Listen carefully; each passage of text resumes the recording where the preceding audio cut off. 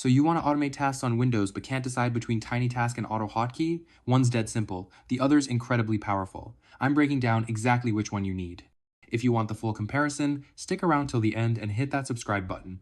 TinyTask is a 35 kilobytes portable macro recorder. You hit record, perform your actions, hit play, it repeats everything. No coding required. AutoHotkey is a scripting language. You write code to create custom hotkeys, automate complex workflows, manipulate windows, and basically bend your PC to your will. It's free and open source with a massive community. Learning curve. TinyTask wins here, literally zero learning curve. Record, play, done. AutoHotkey requires you to learn scripting syntax. If you're not willing to code, AutoHotkey isn't for you. Power and flexibility. This is where AutoHotkey destroys TinyTask.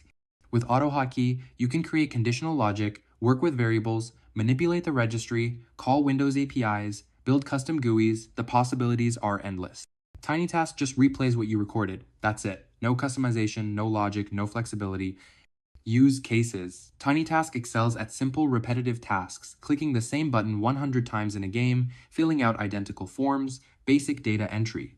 AutoHotkey handles everything TinyTask does, plus complex automations like custom keyboard shortcuts, text expansion hotstrings, window management, file operations, and even creating full automation tools.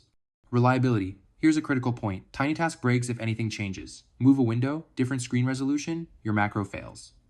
AutoHotkey scripts can be written to adapt to window positions, detect screen changes, and handle errors intelligently. Community and support.